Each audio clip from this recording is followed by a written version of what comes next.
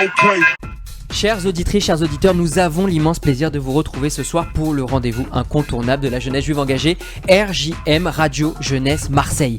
Un pari un peu fou, qui réveille les esprits, qui engage la jeunesse et surtout qui donne la parole à nos jeunes qui n'ont certainement pas la langue dans leur poche. L'émission de libre expression sans filtre et fougueuse à l'image de sa jeunesse militante fédérée par le Fonds social juif unifié, le FSJU. Dans cette émission, les esprits s'ouvrent et les points de vue s'élargissent. 55 minutes de talk, de débat, de culture, de divertissement et même de travail de mémoire. Le média de la liberté d'expression pour la jeunesse militante et engagée où l'on en ressort grandi. Bonsoir à tous, je suis Benjamin Sidbon, coordinateur pour le Fonds social juif unifié et ce soir, RJM Radio Jeunesse Marseille. Ce soir, une émission encore dense mais malheureusement peut-être pas aussi joviale qu'on a l'habitude de la préparer.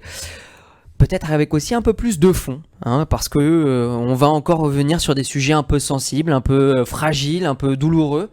Mais encore une fois, on propose d'avoir un regard éclairé, un regard de la jeunesse, un regard finalement presque fougueux, peut-être naïf, sur ce conflit-là et sur l'import qu'on peut en avoir sur notre territoire. On va avoir une première minute qui va être une minute dynamite proposée par Dina. Je l'ai intitulé tout seul, nous ne sommes pas seuls.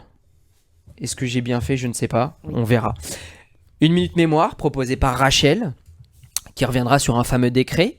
Nous aurons bien évidemment notre débat, qui anime les passions comme d'habitude. Manifestation pro-palestinienne, est-ce un droit fondamental? Nous aurons bien évidemment une minute culture, préparée par Ruben. Une minute Torah, préparée par Jonas. Et enfin, la traditionnelle minute promo où on reviendra sur les événements de chacun. Alors peut-être avant de commencer les amis, je vous propose qu'on fasse un petit tour de table et on peut être galant ce soir. Rachel, bonsoir. Bonsoir. Présente-toi pour ceux qui ne te connaissent pas. Alors moi je m'appelle Rachel, je suis étudiante en 3e année de droit et je suis volontaire de service civique au FSJU et également secrétaire générale de l'UEJF. Voilà. Beau le palmarès, bravo. Léo, bonsoir. Bonsoir, alors moi je m'appelle Léo Benamou et je suis président d'honneur de l'UEJF Marseille et je suis auto-entrepreneur. C'est, je crois, le synonyme de chômeur. Dina, bonsoir. Bonsoir, donc moi c'est Dina, toujours au sein de... Non, plus de la Bonime Droit, non, non, au sein de l'UEJF, community manager et en études de droit. Voilà. Très bien, c'est encore très vague cette étude de droit, mais nous ne creuserons pas ce soir. Nathan, bonsoir. Bonsoir, Nathan Sperling, je suis en service civique au FSJU, mais aussi surtout à la radio juive de Marseille, Radio JM, donc journaliste là-bas, je suis correspondant pour la Provence, et aussi donc en études de journalisme. Très bien, qui prend une grosse partie de ton temps en ce moment. Oui. Nous ne te voyons plus. Globalement de partout. Ruben. Alors bonjour, je m'appelle Ruben Garcia, en 4e année de dentaire, donc trésorier à l'UEJF Marseille et volontaire au service civique. Première nouvelle. Au FSJU. Très bien. Bonsoir. Bonsoir monsieur, présentez-vous pour ceux qui ne vous connaissent pas encore, même si je crois que vous faites partie des piliers de cette institution. Deuxième pilier. Je m'appelle Jonathan Seraf, j'ai 23 ans et je suis ancien responsable des EI de Marseille. Ouais, et en plus là tu es dans une nouvelle boîte. C'est ça, j'ai commencé aujourd'hui. Ok, très bien. On va te voir dans les émissions ou tu as signé ton arrêt de mort? Bah là, c'était compliqué d'être là, j'ai réussi, mais je ferai au mieux. Très bien, merci. Putain, on est succinct ce soir, c'est beau, on est presque carré, cadré. Les amis, je vous propose de passer immédiatement à la minute mythe, la minute dynamite. La minute dynamite.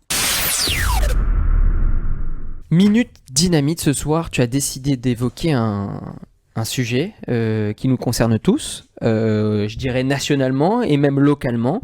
Nous ne sommes pas seuls. Est-ce que j'ai bien fait de la nommer comme ça, cette minute? Eh oui Ben, alors aujourd'hui nous sommes le jeudi 2 novembre, voilà presque un mois que les lâches attaques terroristes du Hamas se sont perpétrées en Israël.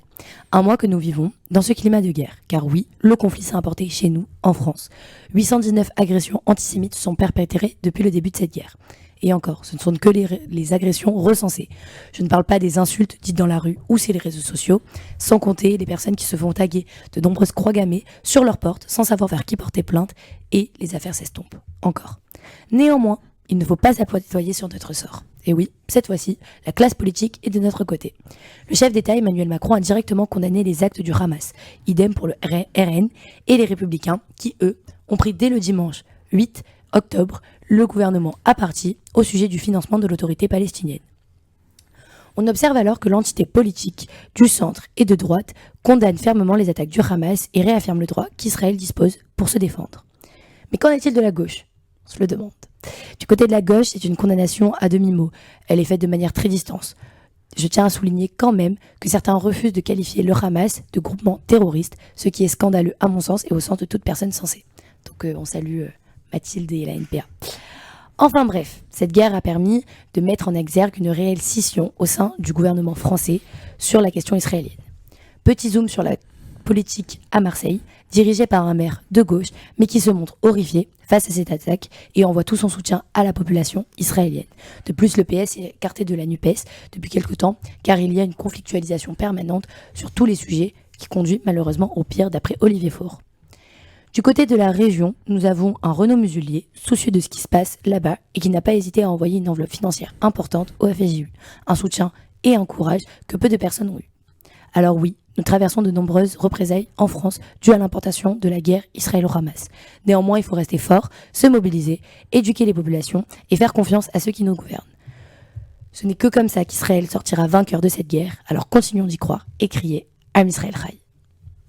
Bravo. Est-ce que vous partagez, vous, l'avis de Dina du fait qu'on est quand même soutenu par notre gouvernement ? Non. Toi, Jonas, non ? Non, au début, oui. Au début, direct, ils ont dit on condamne et tout. Et là, on voit que ça commence à changer. Ils commencent à demander un cessez-le-feu. Ils commencent à demander... Enfin, ça tourne. Je parle pas de la droite. Moi, je parle de tout ce qui est centre et tout. Je sais pas si vous avez entendu, quand il y a eu le débat, à l'Assemblée nationale, il y a 2 semaines, chaque président de groupe, on parlait. Et le président de Modem, je sais pas si vous avez vu Modem et Centre, qui est du centre, qui est même plus à droite, avant où était Meir Habib. Ok, il condamne le Hamas, mais après il a détruit Israël. Il a détruit Netanyahou pendant 15 minutes. Ça a été 1 minute, on condamne le terrorisme, parce que quand même il est un peu censé. Mais après 14 minutes où il a détruit Israël, et il a eu beaucoup de mots assez durs, assez faux, et clairement antisionistes. Là, tu prends ce cas-là, mais par exemple, tu remarques quand même que tu dis que Macron, il demande un cessez-le-feu, c'est normal, il veut une paix, mais en soi, je trouve que pour une fois, il y a pas mal de collectivités, la municipalité, regarde le maire de Marseille. Non, le maire de Marseille, oui, mais comment ça a changé ? Faut regarder ses tweets, regarder ce qu'il dit. Ça y est, il a arrêté. Ce qu'il faut surtout comprendre, c'est que... Il a arrêté, par contre, il était il y a 2 semaines à la synagogue Tiferet, il a fait un très beau discours. J'y étais, et il a stipulé comme quoi il soutenait Israël. C'était au début. Et pourtant, tous les samedis, dans chaque synagogue... Donc là, vous pensez que le vent commence à tourner ? Non, mais après, ça tourne, mais c'est surtout parce qu'il faut calmer en France ce qui se passe. Les manifestations et toutes ces choses-là, on en reparlera plus tard. Mais il faut calmer, la population. Calmer en se tenant tout ce qui est palestinien, tout ça, non. Mais ils soutiennent pas, ils condamnent. Mais d'un autre côté, après c'est des politiciens, c'est normal. Mais les médias, même les médias, je trouve qu'ils sont pas, la plupart des médias qui ne parlaient pas, etc. Tu as vu l'AFP là, ce qui vient de sortir ? Non, mais je te parle de CNews et que ça qui était contre. Mais CNews, on sait, CNews c'est à droite. Oui, mais avant CNews, BFM, etc. Avant, ils stipulaient pas, par exemple, que ils utilisaient le Hamas, les civils comme bouclier humain, etc. C'est des termes qu'on parce que les journalistes, ils ont, je sais pas si vous avez suivi, il y a 1 semaine et demie ou 2 semaines, Israël a ouvert, je crois, un des kibbutz, je sais plus lequel, et ils ont montré à des centaines de journalistes du monde, dont des journalistes de BFM, du 24, de CNews, les atrocités qu'ont commis le Hamas.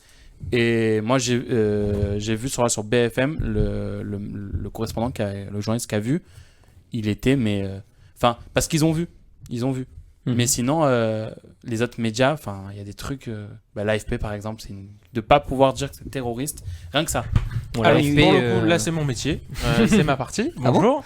L'AFP a sorti une circulaire disant que le mot terroriste ne pouvait pas qualifier le Hamas de terroriste parce que historiquement, ils ne l'ont pas fait. Et ça, c'est vrai. On a fait un travail de vérification de ce qu'on appelle de fact-checking à mon école, avec des journalistes, en compagnie de rédacteurs en chef aussi de journaux plutôt. Et c'est vrai, l'AFP ne qualifie aucune organisation de terroriste elle-même. Elle va mettre des guillemets, elle va prendre des pincettes, elle va en tout cas ne pas le qualifier, mais aucune organisation de l'AFP, aucune organisation terroriste n'a été communiquée par l'AFP en tant que terroriste parce qu'elle n'a pas le droit même de Daesh, le faire. même tout ça. Même Daesh. Pourquoi la même l'État islamique, parce que il y a des questions de déontologie et d'objectivité que l'AFP donne, puisqu'ils envoient des informations à énormément de médias, qu'ils soient étrangers ou français, et donc ils n'ont pas le droit de qualifier un rassemblement de personnes, quel qu'il soit, pour donner des informations. Mais ils ont le droit de parler de génocide Ils ont le droit de parler de... Ah ouais. Oui, ils ont le droit génocide, puisque c'est qualifié... Oui, quand c'est qualifié par la communauté internationale, quand c'est qualifié par des États, quand c'est qualifié et vérifié, en tout cas, par leurs propres journalistes, ça oui. Ouais, moi, je sais que ça mais les arrange le bien. mot de... Sache, en tout cas, moi je parle journalistiquement Mais sauf que la communauté internationale, là, elle condamne le Hamas. Et elle dit que c'est justement... Oui. Mais là, le problème, c'est que actuellement, comme l'AFP, c'est une des seules agences qui a un bureau à Gaza, faut le savoir, hein, même Reuters n'a pas, et l'AP, donc l'Authorities Press, n'a pas non plus. C'est le seul, l'agence, c'est la seule agence de presse qui a un bureau à Gaza. Donc ils sont obligés. C'est pour ça qu'ils disent pas que c'est terroriste. C'est qu'ils sont obligés d'être objectifs comme ils l'ont toujours été. Et ça, c'est historique. Mais justement, si tu es objectif, tu dis que c'est des terroristes. En fait, on l'a vu, ils ont toujours été. Non, mais ok, mais ils sont bien contents. Moi, je dis que l'AFP sont bien contents parce que c'est un média de gauche, comme la France Insoumise. C'est pas un média, c'est une agence. Oui, non, mais si, ça reste un média. Non, c'est une agence de presse. L'agence de presse donne des informations à des médias. Voilà. En tout cas, merci d'avoir des vraies infos de fond dans cette émission. Ça remonte le niveau. Non. Et en tout cas, je pense qu'après cette minute, quand même, si on revient sur la minute qu'on a écoutée, on a quand même de l'espoir. C'est que localement, le département, la région, la mairie apporte son soutien. Alors peut-être que le vent va commencer à tourner. On va bien évidemment suivre ces informations au plus près. Mais en tout cas, là, voilà, tu le disais, la région Sud, par son président Renaud Muselier, a donné 50 000 euros. C'est un don de 50 000 euros pour aider les populations. Donc c'est vraiment, pour le coup, une marque de, je dirais presque, de soutien. Et en tout cas, on le remercie. Les amis, je vous propose qu'on passe immédiatement à la minute mémoire. La minute mémoire. Les amis, on va parler tout de suite, grâce à notre amie Rachel, d'un décret qui a été signé le 24 octobre 1870. Est-ce que vous connaissez ce décret ? Ça vous dit quelque chose ? Crémieux, bien joué. C'est pas ce que je lui ai dit avant. Ouais. Elle balance. Allez Rachel, on t'écoute. Dans sa très longue histoire, une partie du peuple juif a vécu plus de 2000 ans en terre d'Afrique. Ils y étaient présents depuis l'époque des Phéniciens, certains venant de Cyrénaïque, d'autres de Judée ou d'Espagne. Si un certain nombre d'entre eux, lors de l'arrivée des Arabes au 7e siècle, se convertirent à l'islam, d'autres restèrent ce qu'ils sont encore aujourd'hui, des Juifs. Aujourd'hui, nous faisons un retour de 153 ans en arrière, puisque le 24 octobre 1870, le fameux décret Crémieux, du nom du ministre de la Justice de l'époque, Adolphe Crémieux, a vu le jour. Il s'agit d'un texte qui a octroyé aux 37 000 juifs algériens la citoyenneté française, améliorant de fait leur statut. En effet, le décret numéro 136 concernant les juifs d'Algérie déclare la naturalisation collective des Israélites indigènes d'Algérie. L'arrivée des Français en 1830 est vue comme un espoir de libération pour les Juifs algériens, puisque l'Empire ottoman qui domine encore le futur département français a officiellement fait des Juifs des sujets protégés. En réalité, il s'agit de sujets opprimés, méprisés et humiliés. Ils n'ont pas le droit de monter sur un cheval, mais plutôt sur un âne ou sur un mulet. Ils n'ont pas le droit de porter des armes et ils n'ont même pas le droit de répliquer s'ils se font frapper. En clair, ils n'ont aucune liberté. D'ailleurs, ils devaient porter un signe distinctif de couleur jaune. À cette époque, les Juifs vivaient difficilement en Algérie, c'était des citoyens de seconde zone. L'espoir des Juifs à l'arrivée des Français va se concrétiser très rapidement. Le décret Crémieux ne se contentait pas de supprimer les ultimes discriminations du régime précolonial subies par les Juifs. En effet, en les déclarant français, il confirmait positivement la plénitude de leurs droits civils, religieux, sociaux et surtout politiques. Français de plein droit, ils devenaient aussitôt électeurs. Ainsi, avec ce décret, ils sortirent de l'état de soumission dans lequel ils se trouvaient depuis des siècles, rejoignant la civilisation des libertés naissantes, la patrie des droits de l'homme. Néanmoins, ce décret établit aussi une discrimination inédite entre les Juifs, élevés au rang de citoyens français, et les musulmans. Tandis que les musulmans d'Algérie sont maintenus dans leur statut d'indigènes, c'est le début d'une fracture douloureuse et irréductible entre les deux communautés. Par ailleurs, en France, où toute forme d'antisémitisme avait disparu sous la restauration monarchiste et le Second Empire, le décret entraîne paradoxalement une mise en lumière des Juifs. L'antisémitisme apparaît avec force sous la Troisième République, à la faveur du scandale de Panama, qui précédera de peu l'affaire Dreyfus. Bravo. Bravo pour cette minute mémoire. Allez, chers amis, je vous propose qu'on passe immédiatement au débat. Le débat. Les amis, l'actualité oblige. On va traiter un sujet de débat ce soir qui nous intéresse tous, manifestation pro-palestinienne, est-ce un droit fondamental ? Avant de commencer ce petit laïus, je propose qu'on fasse un petit point juridique. Nathan ? Oui. La parole est à toi. Alors, c'est pas trop mon boulot à la base, le juridique, mais bon, je me suis dit, c'est bien de définir un petit peu qu'est-ce qu'un droit fondamental. Alors, c'est un droit donc accordé à chaque individu. Ces droits fondamentaux sont constitués au sens large des droits de l'homme et du citoyen et des libertés publiques. Donc, un droit fondamental, quand il préserve la liberté de l'individu face au pouvoir de l'État, c'est des droits et des libertés qui peuvent être répartis en plusieurs catégories. Je vais vous les dire rapidement. Donc, des droits inhérents à la personne humaine, l'égalité, la liberté, la sûreté. Les droits qui en découlent, donc le suffrage universel, l'égalité des sexes, etc. Les droits sociaux et économiques, évidemment, donc le droit à l'emploi, la protection à la santé, etc. Les droits dits de la troisième génération, qui résultent du droit de chacun de vivre dans un environnement équilibré et respectueux de la santé. Donc en fait, c'est tout ce qui est lié à la charte de l'environnement. Les restrictions, globalement, de ce droit fondamental, c'est des restrictions qui sont listées dans plusieurs articles de la Constitution des droits de l'homme et du citoyen de 1789, ou même dans la charte de l'Union européenne. Ces textes qui prévoient donc la restriction, que ce soit pour concilier ordre public et liberté, ou que ce soit pour prévoir les conditions qui limitent et restreignent ces droits. Donc en droit français, la restriction est en cas de danger public exceptionnel, c'est-à-dire si l'existence même de la nation est en cause, car il y a par exemple un conflit armé, une catastrophe, une pandémie, par exemple le Covid, ou encore une menace terroriste. En droit international, il faut deux conditions pour admettre une restriction aux libertés fondamentales. La menace doit concerner toute la population ou tout partie du territoire, ou l'indépendance politique de l'État, son intégrité territoriale et les fonctions essentielles de ses institutions.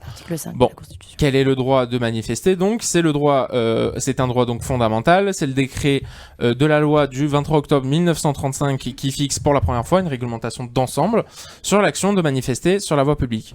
C'est quoi ses limites ? Pour prendre un arrêté d'interdiction, il faut donc réunir deux conditions, un réel danger de troubles graves ou l'inexistence d'un autre moyen efficace pour maintenir l'ordre public. Eh ben, c'est beau que ça soit bien sûr une personne qui fait du droit dans sa vie qui nous fait ce petit point. Bravo pour les personnes autour de la table. Réveillez-vous, chers auditeurs, il faut se réveiller. Ouais. je rigole. Debout. Alors effectivement, en fait, une manifestation en France n'a pas besoin d'être autorisée pour être légale, mais sa déclaration est obligatoire. C'est là où, en vrai, on a une vraie différence. La loi française, elle le dit pas telle quelle, mais une manifestation qui est pas déclarée devient en fait illégale. Donc c'est pour ça que ça revient à faire une déclaration au préalable, une sorte de mécanisme d'autorisation pour que les manifestations se tiennent. Le code de la sécurité intérieure punit de 6 mois d'emprisonnement et de 7 500 € d'amende le fait d'organiser une manifestation sans la déclarer, ou en la déclarant de manière volontairement erronée ou trompeuse, ainsi que le fait de maintenir une manifestation après son interdiction. En France, la déclaration elle doit être faite en mairie ou à la préfecture de police de Paris dans un délai compris entre 15 jours et 48 heures avant la manifestation. Les organisateurs ils doivent donner leur nom, leur adresse, l'objectif de la manifestation, la date, le lieu, le parcours de la manifestation. Cette déclaration oblige les autorités à délivrer un récépissé mais n'enclenche pas de mécanisme d'autorisation directement. Donc en fait, pourquoi on parle de ça ce soir les amis ? Parce que le 28 octobre, le samedi qui précède cette émission, les forces de l'ordre ont interpellé 21 personnes et verbalisé 1359 autres lors de la manifestation sauvage en faveur des Gazaouis à Paris. À Marseille, le 10 octobre dernier, plus de 200 personnes se sont réunies sur le Vieux-Port pour manifester. Une amende de 135 € leur a été remise à chacun d'entre eux. Cordon de sécurité par la police, personne n'est sorti et tout le monde a été verbalisé. Pourquoi on parle de ce sujet-là ? Parce que finalement, à chaque fois, ces manifestations sont souvent le lieu de débordements, alors antisionistes, dans un cas, mais surtout antisémites dans d'autres. Et là, on est vraiment sur des cas qui sont plus particuliers, plus touchy. On a des slogans antisémites et antisionistes, « From the river to the sea », qu'on entend de Palestine will be free. Ça, c'est un slogan antisémite et antisioniste qui sous-entend finalement l'éradication d'Israël et de ses habitants. On a des drapeaux nazis en Belgique, on a en Australie des slogans beaucoup plus problématiques et antisémites comme « gazer les juifs ». On va pas se mentir, c'est ce qu'on a entendu. Alors, on se pose la question ce soir, et c'est la première question que je vous poserai. Est-ce qu'il faut systématiquement interdire des manifestations qui deviennent rapidement ingérables, comme on l'a vu, surtout que là, on a l'expérience de ces manifestations-là. Est-ce que c'est le rôle du préfet de police de les interdire, voire même du ministre de l'Intérieur de dire stop, on n'en fait plus de ces manifestations-là, ça déborde trop souvent. Moi, toi aussi. Okay. Moi, je pense pas qu'il faudrait les interdire, en tout cas pas toutes, puisque là, du coup, les 2 exemples que tu as donnés, c'est des manifestations qui ont débordé. Mais là, par exemple, ce samedi, donc on a eu une manifestation à Marseille qui s'est très bien passée. Manifestation pro-palestinienne. 1800 manifestants, si je dis pas de bêtises. Certes, il y a eu évidemment la police qui était autour, tout ça, mais il n'y a pas eu un seul débordement. Tout s'est très bien passé. Alors, juste un petit check là, comme on est entre nous et qu'en plus de ça, c'est une personne qui a déjà assisté à l'émission. On a une médecin, une dentiste dans notre groupe, et elle s'est retrouvée le lendemain matin de cette manif qui n'a pas eu de débordement, avec la vitrine de son cabinet complètement pétée. Et bien évidemment, ils sont rentrés dedans, ils ont tout pété, etc. Et c'était effectivement pendant la manifestation pro-palestinienne à Marseille. Moi, de ce que j'ai entendu, des personnes du SPCJ, du coup, qui étaient là-bas forcément même pour faire attention à tout ça, tout s'est très bien passé. J'ai de la famille qui est à la police, tout s'est très bien passé. Sur les médias, tout s'est très bien passé. Là, c'est la première fois que j'entends apparemment qu'il y a une vitrine, tout ça qui a été pété. Après, sûrement. Alors là, en plus, c'est des gens tout s'est bien passé pour la vitrine. Ah ouais, après, tout s'est bien passé pour la vitrine, sûrement. Mais on l'appellera pour savoir si tout s'est bien passé, cette personne. Et donc, est-ce qu'il faut systématiquement alors faut pas parce que c'est un droit, c'est un droit fondamental pour tout Français d'avoir le droit de manifester pour une cause, sauf si bien sûr le préfet, M. Darmanin, le ministre de l'Intérieur ou autres autorités ont un doute ou des informations comme quoi il y aurait un risque. Bien sûr, s'il y a un risque, il faut les interdire. Si et quand ça débordait, il faut les arrêter, il faut les maîtriser. Moi, pourquoi en fait je suis pour qu'il y ait ces manifestations, c'est pour que vu qu'elles sont montrées par les médias, s'il y a un débordement, direct les gens vont voir et vont voir le vrai visage des gens. Je comprends ta stratégie. J'étais étonné de ton positionnement au début, mais maintenant je comprends ta stratégie. Non, après okay. Pour ça, mais surtout aussi parce que c'est un droit. On peut pas dire c'est comme si nous on nous dit non, allez pas manifester pour Israël. Pour être pro-Israël. En soi, c'est légitime. Alors, est-ce que après quand il y a des pancartes, est-ce que c'est vraiment des manifestements pour Israël ou c'est des rassemblements pour Israël, qui est différent quand même? Pour Israël, c'est pas des manifs. En tout cas, à Marseille, on avait que des rassemblements. Ce qui est différent quand même.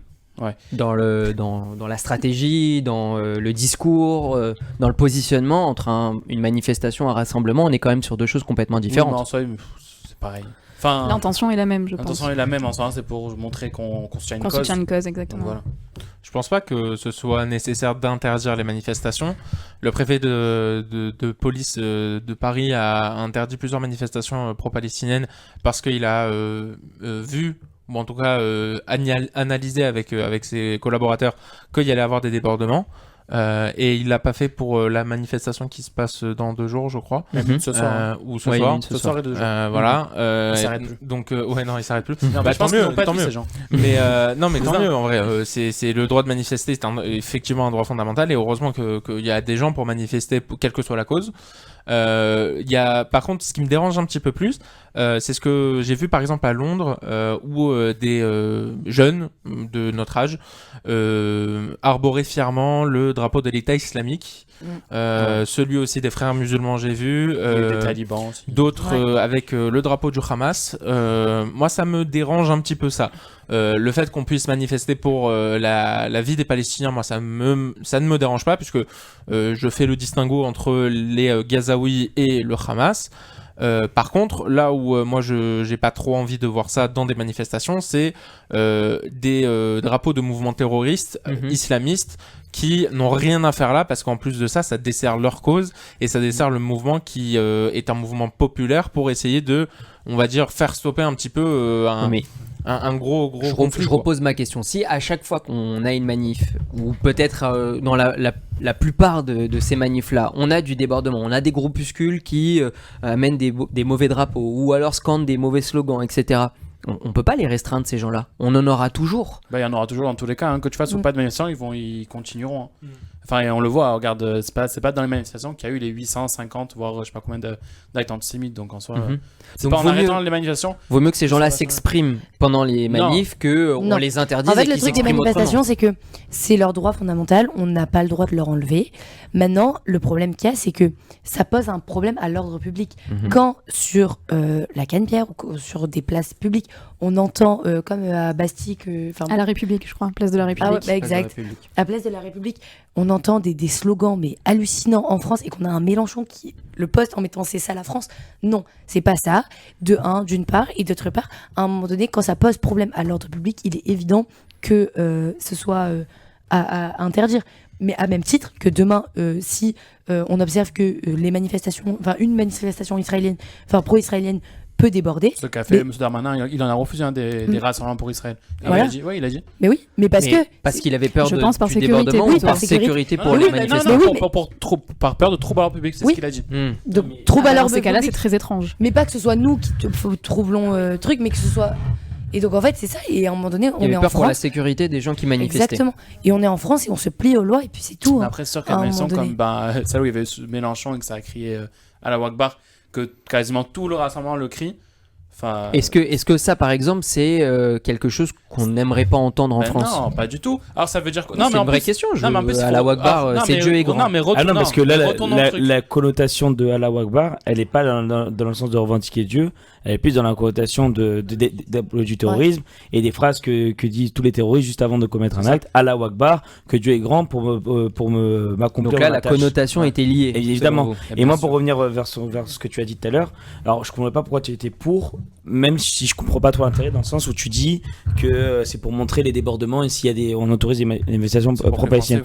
Le problème, c'est qu'en faisant ça, tu donnes à manger à un porc. C'est-à-dire qu'en gros, voilà, faut finir la phrase là parce que on va avoir des problèmes. C'est-à-dire qu'en gros, pour moi, et t'as dit tout à l'heure, Nathan, t'as dit que tu distinguais. Je pas cette expression. Tu distinguais les Gazaouis et les terroristes, etc. Alors moi, je suis totalement d'accord avec toi. Il faudrait qu'il y ait des manifestations pour soutenir les civils gazaouis. Malheureusement, c'est que ces gens-là qui manifestent, ils manifestent pas pour soutenir, ou alors ils le font croire qu'ils soutiennent les Gazaouis, mais en fait, ils manifestent pour attiser la haine. Et ils sont propulsés par Mélenchon, etc. Et tout ça. Et ce sont des vecteurs un peu le thermomètre de l'antisémitisme, c'est-à-dire qu'ils font monter l'antisémitisme en France. Oui, mais à l'inverse aussi, en l'interdisant, ça fait aussi monter l'antisémitisme. On dit encore on protège les Juifs, on protège Israël. C'est ça qui se dit. Donc pour moi, ça change. Malheureusement, on protège une opinion, c'est-à-dire que malheureusement, ces gens-là, d'ailleurs, qui sont Louis Boyard ou Mélenchon, etc. Eux sont des faussaires d'information. Eux, leur but, c'est. Oui, on le sait. Toi, tu le sais, je le sais, et nous le savons. Mais ces gens-là, les Français ne le savent pas. Mais les Français ne le savent pas. Et autoriser ces manifestations, et ça va transmettre une mauvaise information. Et en plus, ça va nous servir de voir dans les médias, t'as vu dans les manifestations, il y a été autorisé, on a vu mort aux Juifs, etc. Les gens vont voir, et ça va donner le sourire à tous les antisémites. En fait, que tu le prennes dans ce sens, je suis d'accord avec toi, même dans l'autre sens, comme je le dis. En les interdisant, on a bien vu, ils sont tous là en train de dire ils surprotègent Israël, ils prennent parti dans le massacre d'Israël, ils prennent parti pour les Juifs, et ça monte aussi l'antisémitisme. Parce qu'en soi, je pense qu'il y a quand même quelques personnes qui, quand vont manifester, sont de bonne conscience, même si je pense pas que ce soit la majorité. Et ça se retourne contre nous aussi, dans les deux cas. Moi, je pense surtout que tant que la gauche, et parce que clairement, en fait, ce sont des manifs qui. Ça changera pas du côté de la gauche. Non, mais justement, mais tant que la gauche en France aura un problème avec le fait de dire que le Hamas est une organisation terroriste, c'est plus l'extrême gauche. Ouais, l'extrême gauche. J'ai dit quoi, moi ? T'as dit à gauche. C'est plus l'extrême gauche. Il y a que la France Insoumise qui ne savait pas le dire. Oui, mais même. Ce sont tous désolidarisés quand même. Oui, mais à un moment donné. Ouais, c'est vrai. Bon, alors l'extrême gauche, je me reprends. Ah oui, mais il faut vraiment préciser parce que c'est vraiment que l'extrême gauche. Oui, non, c'est vrai, pardon. Mais tant qu'on n'aura pas des vrais gens qui diront pas le Hamas ce n'est pas la branche armée de. Non, il n'y a pas du tout de branche armée, c'est pas une armée, c'est des terroristes. Et quand on parle de crimes de guerre, mais enfin bref. Mais par contre, vous pensez que là, les débordements qu'il y a eu, c'est lié à cette LFI, NUPES, parce que NPA qui n'ont pas condamné des personnalités politiques qui légitimisent en fait ça. En fait, ça exactement. Moi, demain, je vois Mélenchon pour qui j'ai voté pour la présidentielle qui me dit c'est bon, je peux faire une manifestation comme ça, je peux dire tel mot, je peux crier à la Wakbar. Ce matin, j'écoutais en allant travailler. Donc, il n'y aurait pas eu d'acte antisémite en France? Non, je dis pas ça.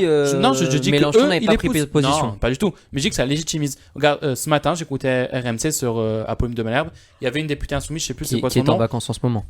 Quoi? Qui n'est pas là en ce moment. Non, oui, mais l'émission, ça va être quand même Apolline Matin. Voilà. Ouais. Donc, le journaliste lui demandait, mais les Allah Wakbar, c'est pas problématique? Non, c'est un message de paix. Quoi? C'est exactement la question que je vous posais. J'ai vu la même interview ce matin. Ouais. Ah non, on écoute. Et si je t'avoue, c'est que malheureusement, le Allah Akbar qui dit Dieu est grand n'a pas la même connotation dans la manifestation. Surtout que Donc attendez, pour moi, je voudrais quand même revenir sur ce qu'on a dit. Ben, ce truc de Allah Akbar, pour moi, c'est débile parce que ça les dessert. Ça veut dire que en fait, cette cause, elle est que pour les musulmans. Parce que on voit quelqu'un qui est pas musulman écrire Allah Akbar. Non, je pense pas. À part la France insoumise. Alors, Non, Juste, Après, on revient c'est sur pas- Non, je voudrais revenir quand même sur ce qu'on a dit juste avant. Est-ce que le fait que le LFI, NPA, etc. Ne condamne pas, est-ce que ça crée encore plus d'actes antisémites en France? non, alors non, oui. non, Oui. non, non. Non. Alors, explique-nous Nathan, parce qu'après on va contrôler. Moi, je suis pas d'accord avec vous. Un bord politique et surtout des hommes politiques ne peuvent pas être des dictateurs. Ils ne peuvent pas dire et encourager des actes antisémites et donc des actes anti-républicains, par définition, d'accord. Les LFI, eux, sont une famille politique. Alors ça, c'est que mes mots, d'accord. C'est mon avis abject, d'accord. Ça, c'est la LFI pour moi. Anti-républicain, C'est, si tu peux dire. Dans un sens, ils ont été anti-républicains dans beaucoup de choses. Dans tout. Le fait est qu'aujourd'hui, je pense que la LFI n'engage pas certaines personnes à, Mais oui, LFI à faire. non, mais- Attends. N'engage pas certaines personnes à faire des actes antisémites. Parce qu'ils sont pas Je là. pense que ces personnes qui font des actes antisémites, attention, sont des personnes qui sont foncièrement antisémites et qui n'attendaient que ce feu vert de la LFI pour le faire. Oui, donc ça Maintenant, je légitimise. ne pense... Non, ils n'utilisent pas... Ils sont pas là à dire allez attaquer des juifs, allez tuer des juifs, allez contre Israël. Mais ils sous-entendent. Bien sûr qu'ils sous-entendent en ne qualifiant pas de oui, non, mais terroriste. à partir du moment, il faut faire En attention. disant aux que mots. c'est un mouvement de résistance, mais Il faut faire attention aux mots. Ça, alors évidemment, Mathilde Panot, bon, on va la Mais mettre c'est de pas côté. que ça. Ouais, là. Mais il y a un truc, c'est que ces actes antisémites là, ils ont été commis parce que c'est des gens qui sont foncièrement antisémites. C'est pas parce que les LFI ont dit évidemment, mais c'est un mouvement de résistance, Oui, mais ça enclenche le Hamas. Le problème, c'est pas ça, c'est non. que ces mots-là, crime de guerre, de dire que le Hamas est un groupe terroriste, etc. Finalement, à des gens qui sont incultes ou qui ont une mauvaise information, bah tu attises la haine parce qu'indirectement, tu dis à ces gens-là, bah en fait, Israël combat le Hamas. Normalise la haine, tu l'attises. Bah oui, mais Oui, mais c'est- en normalisant, exactement. tu la es légitimises. au final, tu es pro-palestinien parce que tu deviens pro-palestinien et tu deviens pro-terroriste. C'est plus que ça, c'est pro-Hamas. Bah oui. Plus qu'être pro-palestinien, parce qu'être pro-palestinien c'est une chose.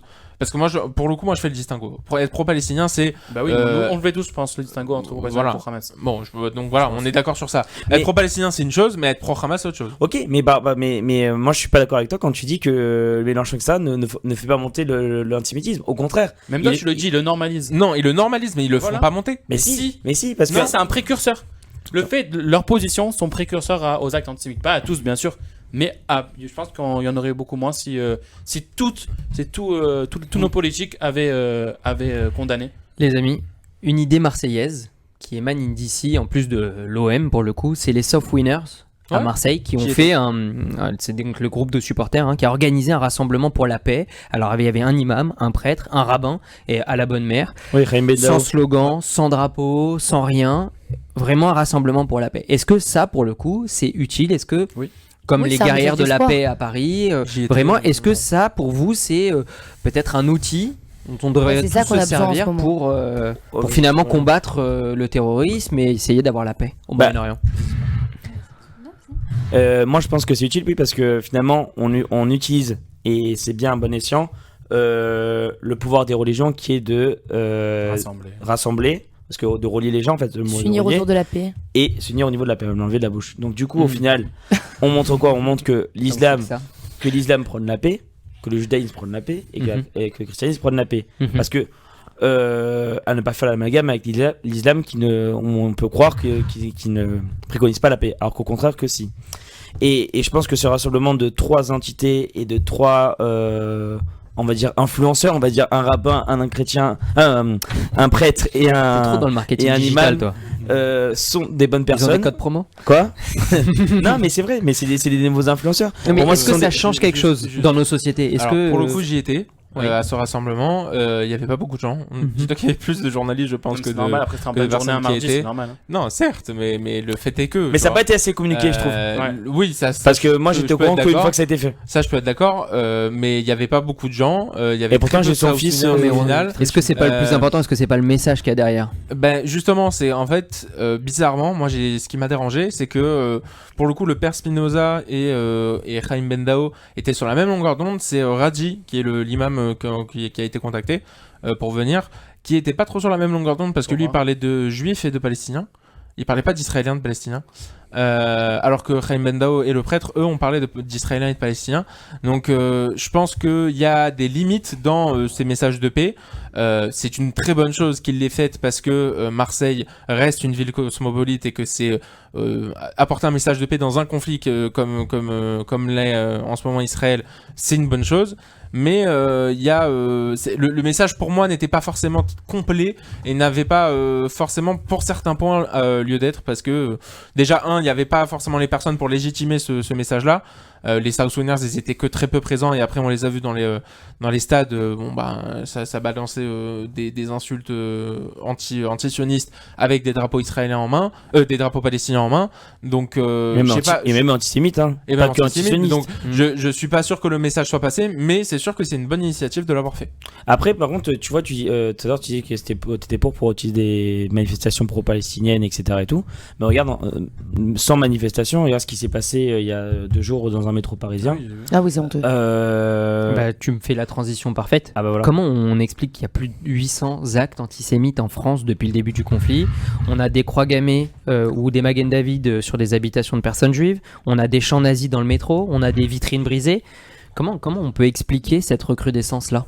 C'est aberrant, mais parce que les gens font encore une fois trop vite l'amalgame entre Israël juif, juif sioniste et tout ce truc-là. Et en fait, c'est encore une fois, c'est de la désinformation parce que dès le début, tout le monde n'a pas les mêmes bases, tout le monde n'a pas le même truc. Et pour eux, justement, c'est ça. En fait, ça revient direct à dire, voilà, c'est une guerre juive, arabe, alors que non, en fait, c'était dans les années 40, 50 en Israël quand ça s'est créé Israël.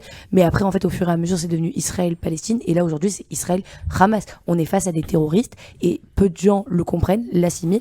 Et je repose ma question. Il n'y a pas des gens qui sont nés antisémites à partir du 7 octobre. Mais moi, justement, je pense qu'ils trouvent juste un bon prétexte pour diffuser leur haine, tout simplement, envers les juifs.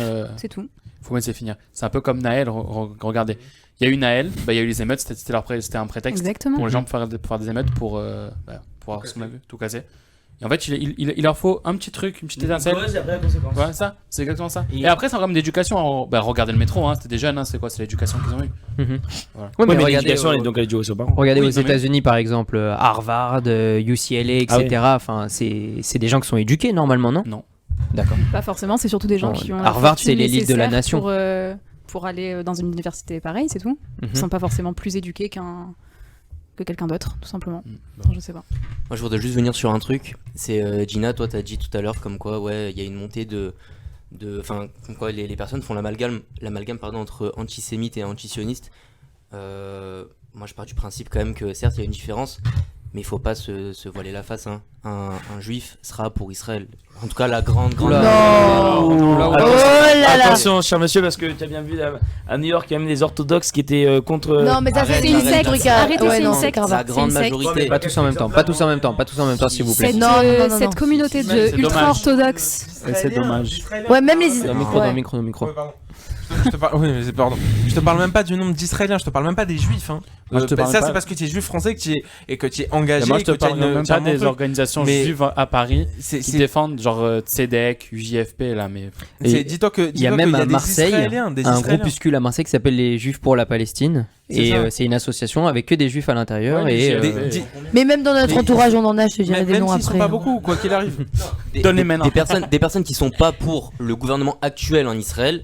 Ça, il y en a. Mais des personnes qui sont pas pour Israël, des pour l'existence même d'Israël. Oui, ça, j'en connais pas beaucoup, la vérité. Oui, mais ça existe. Il y a des courants. Heureusement. Heureusement. Mais là où je veux en venir, c'est quoi? C'est que là, actuellement, il y a des actes antisémites qui sont en train d'être faits. Pour moi, les personnes qui sont qui sont anti-sionistes et qui font des actes antisémites, Pour moi, le mot antisioniste, en fait, c'est simplement être antisémite, mais avoir le droit de le faire. Oui, enfin, de l'afficher. Le droit de l'afficher, exactement. Antisioniste, on peut l'être, antisémite, on n'a pas le droit. Non, parce que si tes propos ne concernent que l'État d'Israël et que tu manifestes dans la rue et tu cries anti-Israël, etc., ça n'a pas la même connotation que de dire que mort aux juifs, etc. Si tu veux dire. Exactement. Mais ce que je veux dire par là, c'est que les personnes, du coup, ils disent voilà, Israël, on n'aime pas Israël, tout ça. Et après, directement, ils bifurquent sur les juifs. Évidemment, pour moi, ils sont malins. Voilà, c'est une. Et ça, c'est dû à quoi? C'est dû au LFI, c'est dû à Louis Boyard, c'est dû à Mélenchon, c'est dû à tout ça.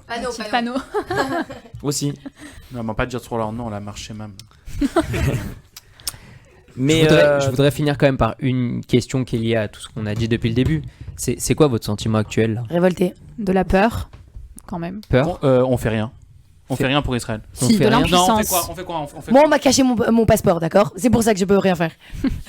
Non, mais non, ok. Oui, non, c'est bien. Par exemple, ce que fait l'UEJF et enfin ce qu'a fait Eden. Ce qu'a fait Eden, elle est partie. Je crois qu'elle revient là. Au volontariat, elle est revenue aujourd'hui. Elle pousse les jeunes à Il y aller a faire beaucoup de volontariat. Marseillais là qui Mais il y a repartent. des trucs pour ceux qui vont marcher. Aller planter des jujubes en France. Cueillir. On a fait quoi? On a fait un affichage avec l'UEJF qui n'a même pas été relié par les organisations juives, genre le CRIF et tout ça. Donc, on a eu aucune visibilité. En 2 jours, elles ont été arrachées. On a fait une manif le lendemain de l'attaque et quoi? Et plus rien. Il y a un truc la semaine prochaine là en bas. Mais ça sert à quoi de faire un truc en bas entre nous? En bas, c'est espace Paul Benaïm. Ça sert à quoi de faire un truc entre nous? Enfin, il faut faire des trucs qui marquent les gens, des trucs, même des manifestations. Je sais pas, je comprends pas pourquoi. Surtout des conférences peut-être pour même instruire. Des conférences, mais faire les des personnes. trucs publics. Là, Paul Benaïm qui va venir, ça va être des juifs, on est tous d'accord entre nous. Ça sert à quoi? Rien, ça sert à quoi? Senior d'ailleurs. Et donc, je vous pose la question, puisque c'est vous les représentants de la jeunesse juive engagée. On est, bon, en ce moment, on est un peu pris, nous, l'UEJF, sur la Convention nationale, etc. Mais mis à part ça, on est dû qu'on essaye de. Mais moi, je trouver parle des même solutions. enfin, c'est pas pour critiquer les FSJU qui ont histoire et CRIF, tout ça. On fait rien. Il y a un truc qu'on fait le CRIF, ça allait mettre des poussettes à 11h du matin. Mais ça sensibilise. Non, mais à 11h le jeudi, ça sert à quoi? Il y a 3 chats. Mais ça reste pas 1 heure, Jonas. Et c'était pas pour que les gens viennent, c'était pour qu'il y ait une photo. C'est un hommage. C'est un hommage, c'est pour sensibiliser les passants. Non, c'est plus pour les magazines, les journaux. Non, par contre, là où je reviens vers toi, et là, c'est lors du 7 octobre, le lendemain, non, c'était 2 jours après, excuse-moi, où toutes les villes de France, Paris, Marseille, etc., avaient fait un rassemblement. Je trouve qu'à Marseille, il était un peu pauvre par rapport à celui des autres villes. Parce qu'on est plus engagé. Oui, mais non, c'est pas ça. Je pense que c'est par crainte aussi. C'était le vœu. Oui, mais alors là, justement, voilà. Moi, ça me dérange ça, les gens qui disent qu'ils ont peur, etc. Non, mais c'est très important de dire qu'il faut pas avoir peur parce que c'est important. Il ne faut pas avoir peur, mais n'empêche qu'il y a des personnes, des jeunes qui ont ce sentiment et tu peux pas leur dire non, n'aie pas peur, viens. Non, mais je dis pas qu'il faut pas. Je dis juste que, en gros, si tu es représentant d'une association ou alors si tu décides aujourd'hui d'agir et de faire des choses, il faut quand même surmonter un peu tes peurs et montrer à ces gens-là que tu n'es pas terrorisé par le terroriste et que aujourd'hui tu as quand même la police, tu as une sécurité qui s'appelle la SPCJ, que tout encadrement que tu vas faire une manifestation, tu seras en sécurité ou du moins tu seras dans la meilleure sécurité possible. À partir du moment que si tu as peur d'agir, alors n'agis pas. Ne parle pas. Te rejoins. Mais je trouve qu'il se passe rien. Enfin, à Marseille, il se passe rien. On a fait un alors collage organise. à Paris, tous les 3 jours, tous les 4 jours. Moi, je suis pas responsable d'une association. Moi, je suis prêt. Et alors, tu peux te mettre en contact avec une association qui t'aidera à le faire. Je l'ai fait. Ouais. Avec Eden. Tu l'as fait avec nous le Je l'ai fait, mais bien sûr que je l'ai fait avec vous. On s'est oui, fait, c'est vrai.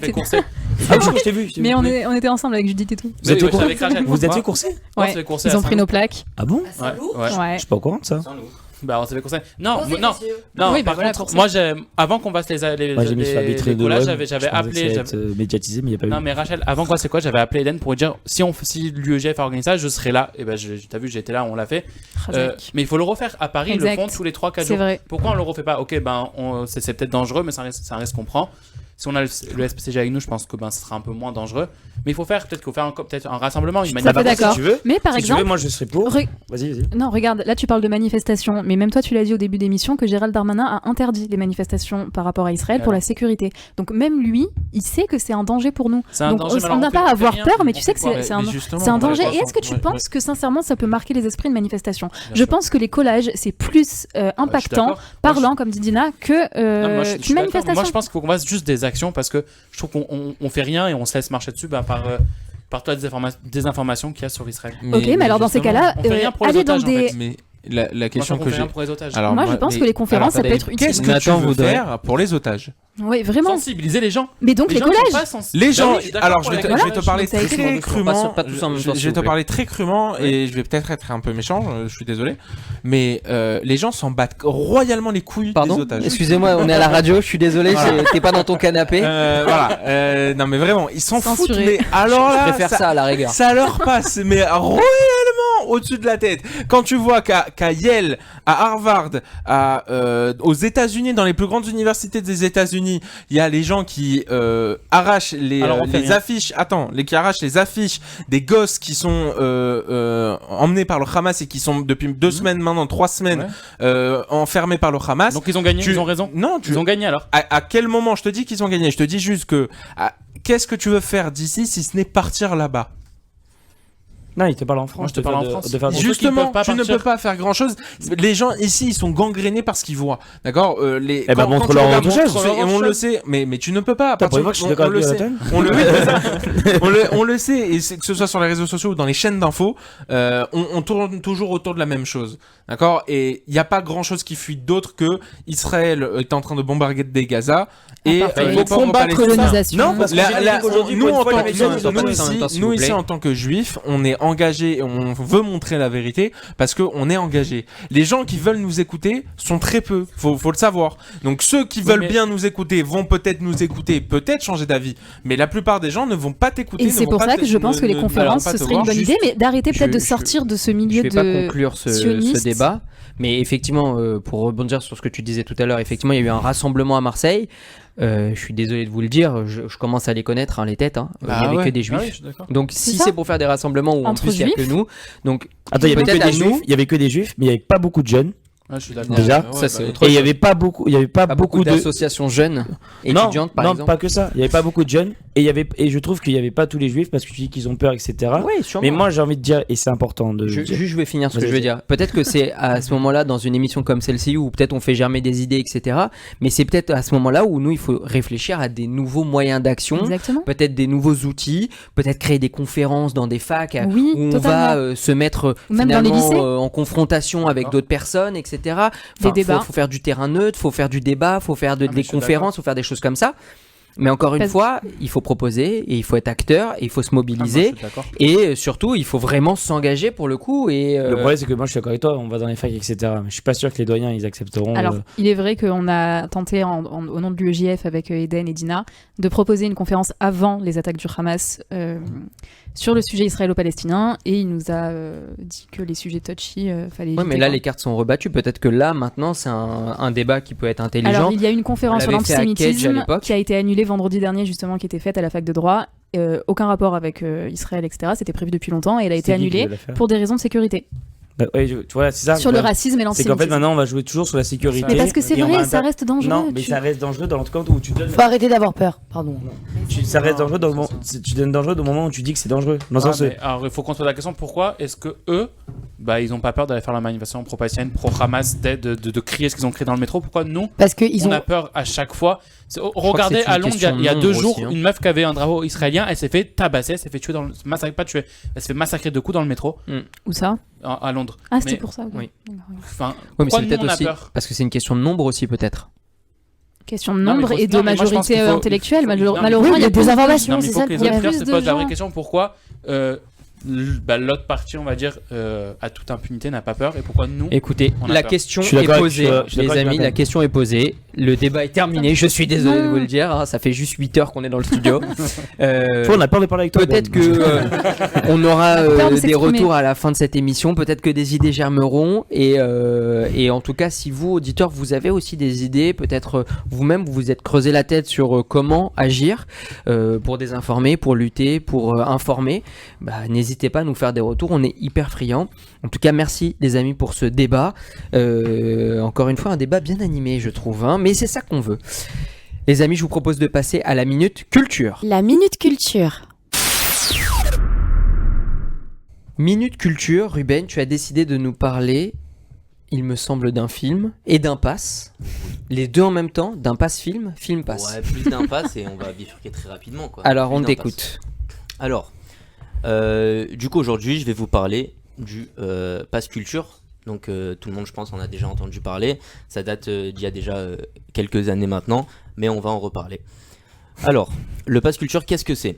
Donc c'est un projet de financement qui a été lancé par l'État en février 2019 et qui permet de bénéficier d'un budget culture comme son nom l'indique. Il est accordé à tout résident français, d'accord ? Donc vraiment c'est des résidents français entre 15 et 18 ans et il suffit d'être résident en France de plus d'1 an pour avoir accès à ce Pass Culture. Donc tout résident français de 15 à 18 ans et il donne droit à 300 € pour les jeunes majeurs à utiliser jusqu'à 2 ans après l'ouverture du compte pour contribuer à la généralisation de l'éducation artistique et culturelle. Donc avec ce pass, on peut se procurer livres, entrée au musée, place de théâtre, place de concert, place de cinéma et beaucoup d'autres choses encore, compris par exemple des mangas ou plein d'autres livres comme ça, tout ce qui est en rapport au final avec la culture. Et du coup le lien maintenant est fait avec le cinéma, parce que du coup il n'y a pas très longtemps il y a eu un film qui est sorti au cinéma. Donc ce film, c'est le film sur Golda Meir, donc le film est appelé Golda. Il retrace l'histoire de la grand-mère d'Israël, qui a été la première femme à devenir première ministre d'Israël, et la 3e femme dans le monde à atteindre ce niveau de responsabilité. Au niveau du scénario, le scénario va nous montrer la vie de cette femme forte dans les temps les plus durs d'Israël, à travers des flashbacks successifs de la guerre de Kippour. Cette guerre dont on entend beaucoup parler ces derniers jours, avec les événements actuels en Israël, ce qui en fait bien malheureusement un film à la fois lointain, mais en un sens également un film d'actualité. Wow. Bravo. 4 heures de préparation pour 1 minute, bravo. C'est... Et encore. Surtout la dernière phrase, parce qu'elle était belle. Ouais. Ah oui. Eh ben, Ouais, c'est belle. Merci.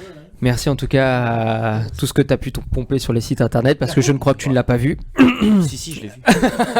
Personnellement, je l'ai vu et c'était très très intéressant. On suit bien justement son regard à travers tout le film, la personne qu'elle était et comment elle vivait les choses et à quel point c'était une femme forte. Donc c'est un Moi, très beau film et je le conseille. Je trouvais un peu compliqué un petit peu à suivre si on n'a pas des bases en histoire, tout ça. Un peu, Non, c'est faux. Moi, je l'ai trouvé un petit peu. Bah non, parce que dès le début, en fait, ils te font un genre de petit récap avec par année, en fait, ce qui s'est passé en 2-3 phrases et tu comprends tout le climat, etc. J'ai le droit d'être une dinde et de pas tout comprendre. Laisse-moi tranquille. Bah, Ruben, regarde-le et après tu nous feras un débrief. J'ai regardé. Alors j'ai envie de te dire sacré dinde. Non, c'est pas vrai. Allez les amis, je vous propose qu'on passe tout de suite à la Minute Torah. La Minute Torah. Minute Torah. Heureusement que c'est le seul autour de cette table qui nous fait cette Minute Torah et qui a une kippa sur la tête. Jonas, nous t'écoutons. Alors, je vais être rapide. Alors, Leilou Nishmat Reuven Robert Ben Messaoud et Leilou Nishmat Sassia Batrana. Et ton grand-père, Gina? Yitzhak Ben. Ben. C'est pour les morts ou Eugénie. Ouais. Pour les morts? Non, c'était une question. Alors, dans la paracha, du coup, qu'on a eu la semaine dernière, Lech Lecha, on voit que Abraham, il part de sa terre pour aller en Eretz Canaan, le futur Israël. Il prend avec lui sa femme, Sarah, et son neveu, le fils de son frère, Lot. Du coup, il se passe plusieurs choses, et à un moment donné, les bergers d'Abraham et les bergers de Lot se disputent parce que les bergers de Lot envoyaient leurs troupeaux paître dans des terres qui n'appartenaient pas ni à Abraham ni à Lot. Donc du coup, Abraham était contre le vol, donc ils se sont disputés. En fait, on voit dans la phrase, le même passouk, le même verset de la Torah, les bergers d'Abraham et de Lot se disputèrent, les peuples de Canaan et les Phérézéens, Périsiens en hébreu, étaient dans le pays. Donc du coup la question elle se pose, c'est un chidouche que mon père nous a fait à table Shabbat. Merci papa Jonas. Ouais. Du coup en fait ça montre, qu'est-ce qu'on veut venir de montrer, c'est que en fait quand il y a des disputes entre nous, même le peuple juif, notre terre elle va être prise par des étrangers. C'est exactement ce qui se passe, on peut vraiment le mettre à ce qui se passe maintenant. Israël, ça fait 1 an que c'est carnage à cause de la loi de la justice, entre la gauche et la droite, entre même plus profond entre religieux et non religieux. Non mais oui, mais surtout à cause de cette loi, à cause de cette réforme. Et en fait, la Torah, elle est, on peut dire qu'elle est carrément d'actualité. S'il y a des disputes, notre terre elle va être prise par d'autres. C'est exactement ce que veulent le Hamas, les terroristes et tout ça. Il faut de la redoute. C'est vraiment ce qui est répété le plus par tous les grands rabbinim, par tout le monde. Il faut de la redoute et on le voit entre nous. L'unité. quasiment tous les juifs se rassemblent. Gauche-droite, ça n'existe plus. La réforme de la justice, elle n'existe plus. Même religieux, non-religieux, parce que vous voyez des vidéos sur Insta, sur Facebook, sur Twitter, de religieux, non-religieux qui chantent et qui dansent ensemble et qui vont combattre ensemble. Il n'y a jamais eu autant d'orthodoxes qui se sont engagés dans l'armée 120. pour aller... 120, et je crois qu'il y en avait encore plus. Il y en avait plus, mais ils ont été refusés. Il y en a eu des milliers qui ont demandé et qui ont été refusés. Mais il y en a plein, il y a une brigade que de religieux. Pourquoi ils ont été refusés Parce que je crois qu'ils sont pas assez entraînés, sont pas aptes à la guerre. Mais il y a 2500 orthodoxes qui ont été enrôlés depuis le début de la guerre, et notamment pour aussi la Khevra Kadisha. C'est ça, exactement. Traduction ? La Khevra Kadisha, c'est le des morts. Oui, voilà. D'accord, tout ça. Donc, en gros, la Torah, dans ce qu'elle nous dit dans la paracha, c'est soyez unis, qu'il n'y ait pas de dispute, et notre terre, on l'aura et on gagnera. Amen. Razak, bravo. Ouais.